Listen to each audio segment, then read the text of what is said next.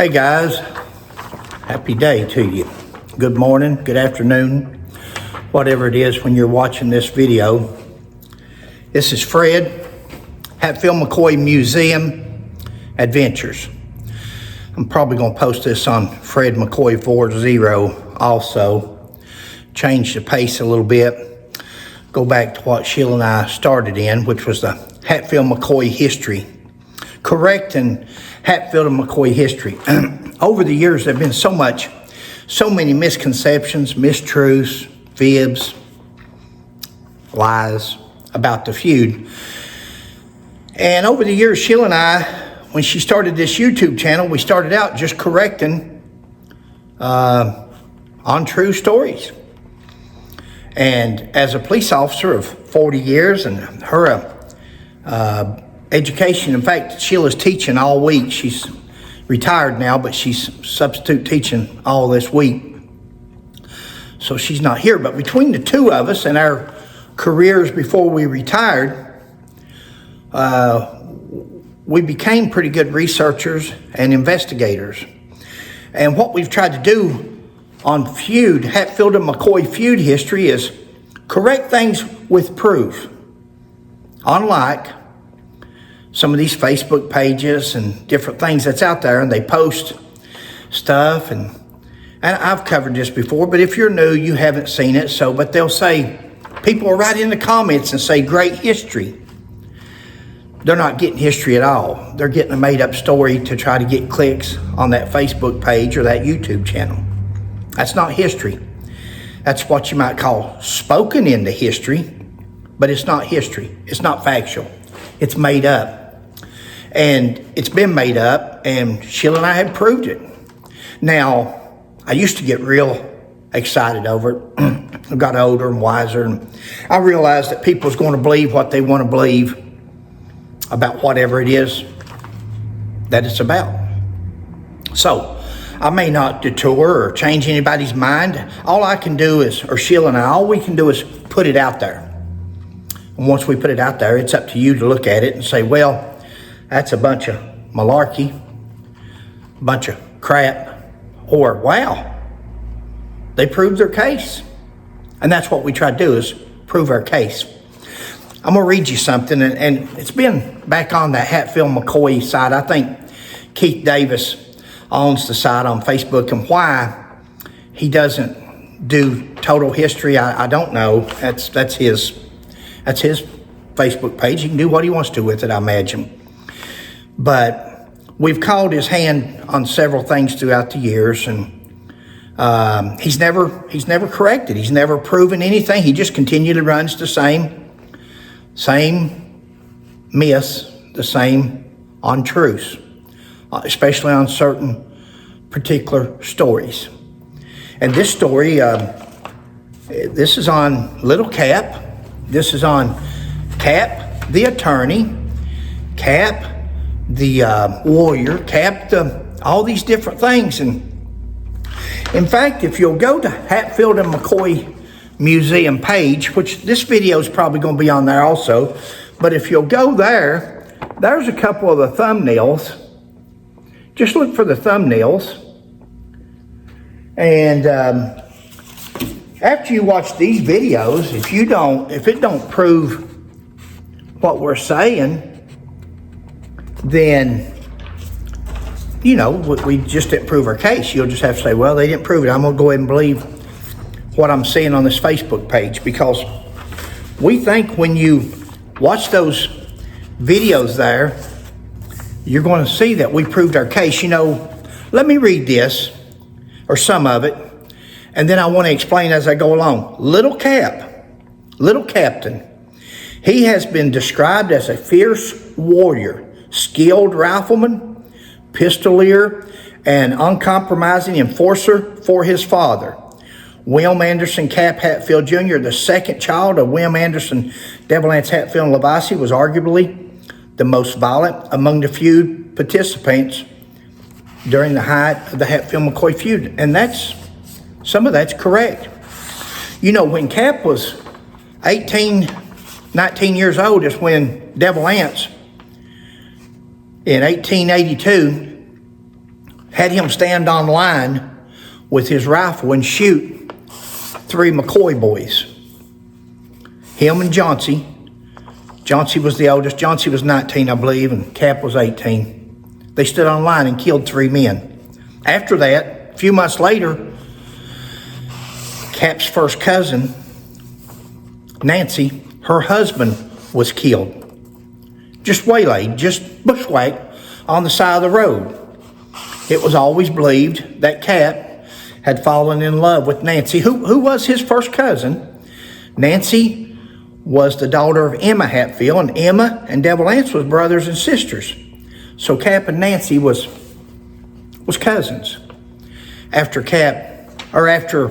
her first husband was killed, Cap married her just a little while after that. They married. It says here that he was a fierce warrior. Well, you don't have to be real fierce to stand on line with 20 of your closest friends and shoot 3 boys stripped naked, tied to trees. It's not a fierce warrior. You don't have to be a fierce warrior to set fire to somebody's cabin middle of the night and shoot them as the children run out of the house from the burning house. You don't have to be a fierce warrior to shoot these guys as they run out of the house. Now, I didn't bring the thumbnail to that video, but there's also another video where Cap and Crazy Jim Vance was over at Thacker Holler just 7 days after they burnt the cabin down. They were up in the woods hiding. Now, if you listen to the Hatfields, they say, oh, they were on a hunting expedition, the West Virginia Hatfields. They wasn't on no hunting expedition. They were hiding out because they had burnt the cabin down, killed 2 more children, and ran on Sarah's and beat Sarah half to death. Left her for dead. She just didn't die at that time. They were hiding in the woods when the Kentucky posse, come looking for them. And they got in a shootout. This fierce warrior here that they're talking about, Cap Hatfield, this fierce warrior hightailed it and ran, leaving Jim Vance there to fend for himself. They shot and killed Jim Vance, who was resisting arrest. They had warrants on him. He was resisting. He'd burnt the cabin down, killed 2 more kids. But this fierce warrior hightailed it through the woods. Jim Vance's wife said that she lost all respect for Cap Hatfield that day. If that would have been her friend, as close as him and his uncle was, she would have stayed there and died beside of him. She would have fought till the end. But Cap ran. Now, the TV series shows that Jim Vance says, go on, son. No needing both of us dying. That probably sounds about like Jim Vance. I respect Jim Vance a lot more than I do Devil Anse or Cap or any of these guys. Jim was just a rascal. He was a mean old man. Nothing wrong with that. But for these people that talk these people into history as heroes and when they were villains, it's just not right. And again, you can do it, but at least know the other side.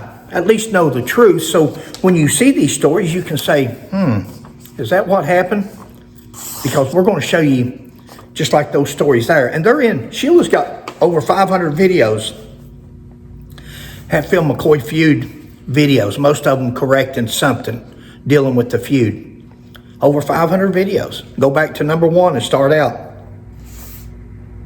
Continuing with this, it says, he appears in this formal photo from his middle-age period. By the time this was taken, Cap had learned to read and began memorizing everything he could. He eventually studied law and passed the bar. Guys, don't take our word for it. That top video right there, it's 59 minutes long, so it's rather long. It's 59 minutes long. That's always been the story. Now, this was just wrote 2 days ago. This is a new one, but it's the same story every time. They just replay it. Passed the bar. Became a lawyer. Sheila and I went to every law school in or contacted every law school in Tennessee, where Mountain Queen here in the Appalachian book says that he attended law school. No record. Cap Hatfield never went to law school. Said the feud was going on. This was after the feud. Said he had to return home to fight in the feud. The feud was over way before that time period. Says that he joined the bar. In that video there, you'll see, I'm not going to harp on it because it's in the video, but in that video, you'll see where Cap Hatfield died in 1930. Mingo County Bar, West Virginia Bar, and Wyoming County Bar wasn't even established till after Cap Hatfield had died. Wasn't no member of no bar. And this is talking to relatives of Levacy Chaffins and people like that that's still in law today. No record. Cap Hatfield never passed the bar. Cap Hatfield was never a lawyer. I'm going to tell you where that came from. C. Hatfield.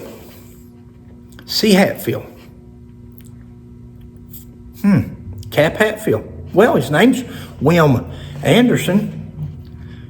So his nickname's Cap, again, from the cap on his eye, not from Little Captain. Little Captain came from, we done a story on it there.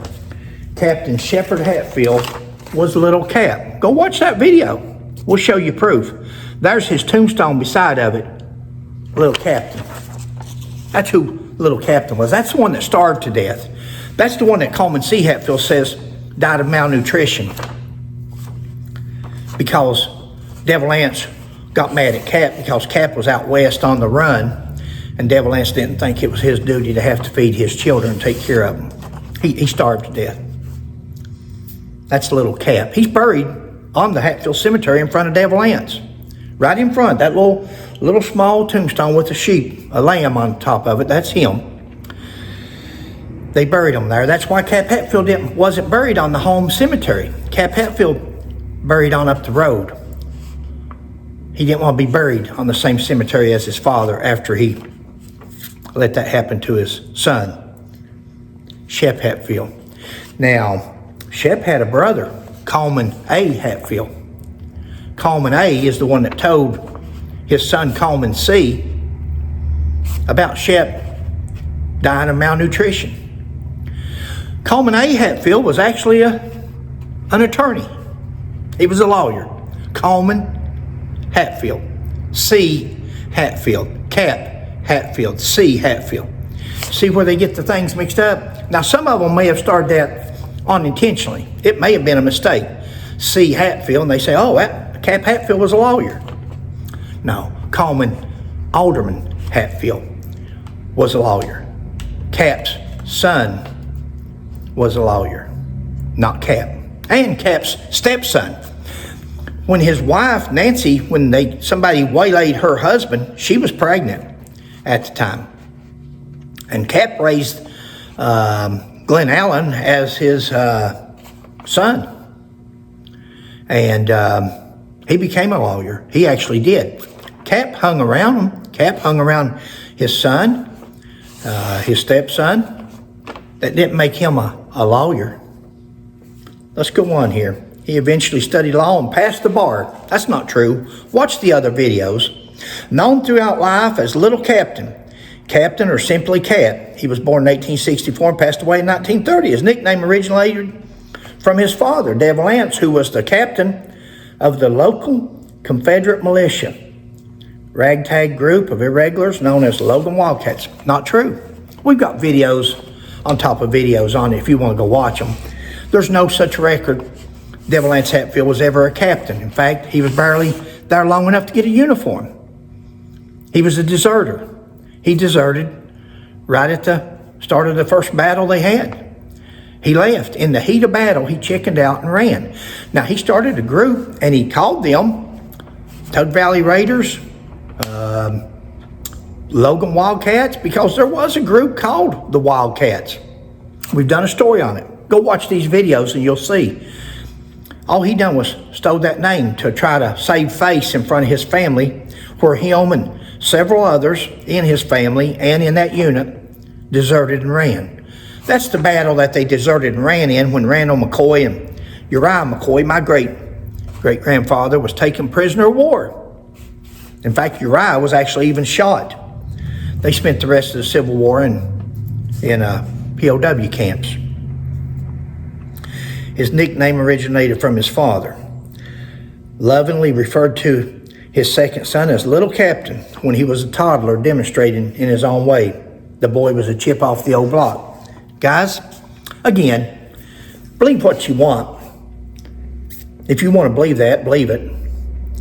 Devil Anse was never a captain.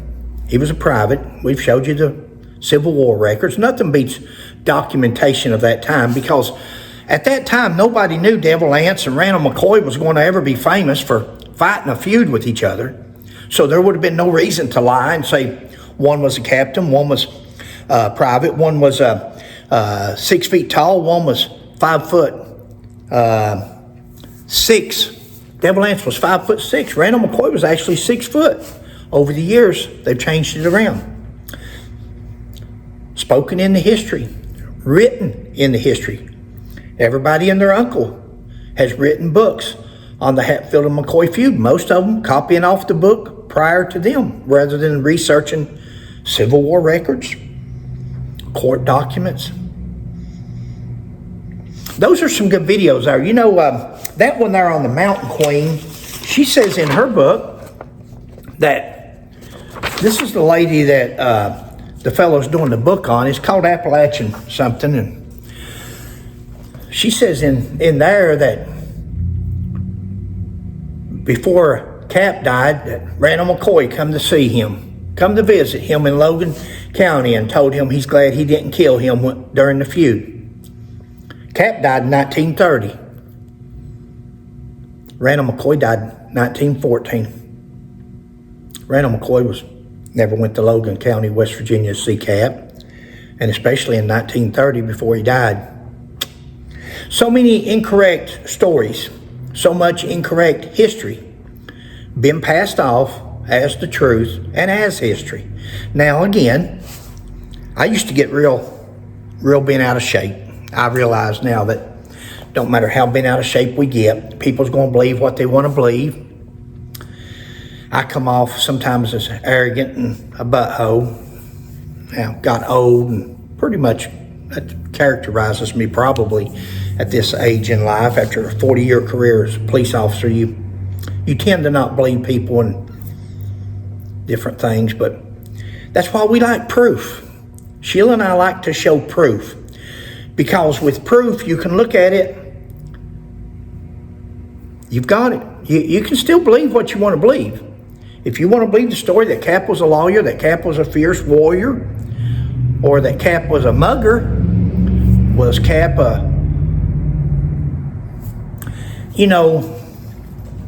again, we're never going to, nobody knows the whole history of the entire feud, of all the participants of the feud. We don't pretend to know the entire feud or the history of every participant. What we do know is some of the major participants that we've researched, that we spent months going to, calling, talking to, bar associations, colleges.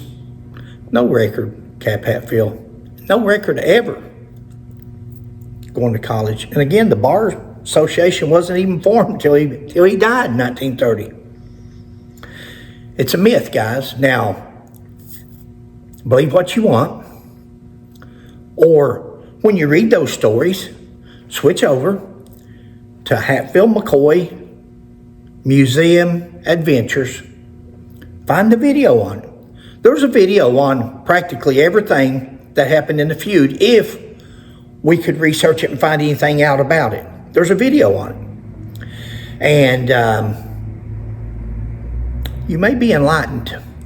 You may be intrigued at the research that has been done, and at how people has misconstrued and twisted things from Jim McCoy, been the peacemaker, to Sam McCoy, been the peacemaker. People that's come in here from Oklahoma and Michigan and Virginia and different places, North Carolina and Georgia. They've completely, Florida now, they've completely changed the history even more. Like it wasn't already confused. Now they've added their twist to it, and nobody called their hand to it, so it went on for a long time. And Sheila and I are just two people. We just do what we can do. But the videos that we've made, and we tell everybody, if you see something in the video that you can prove us wrong on, please do, and we will change it.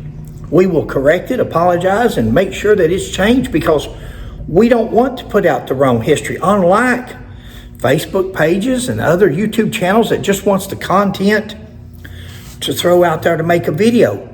This is history. If you're a history lover, then you can appreciate what I'm saying. Now, if you just want a good story, go watch the mini-series, because that's what you're getting. You're getting a story.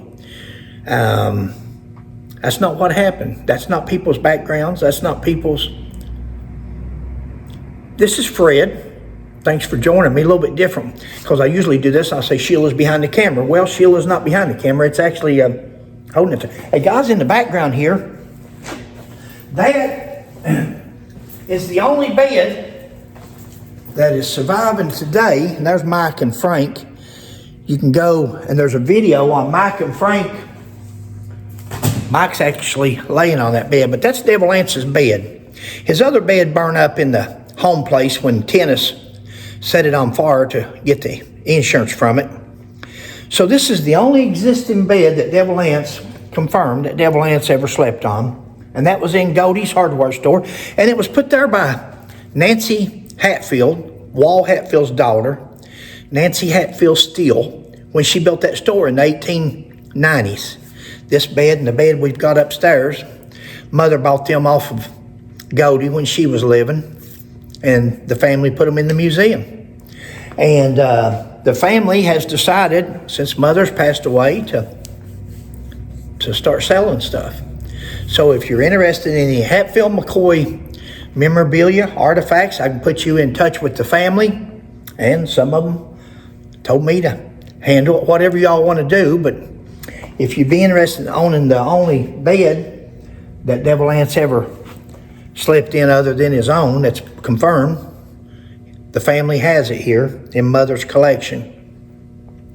All kinds of items as you look around.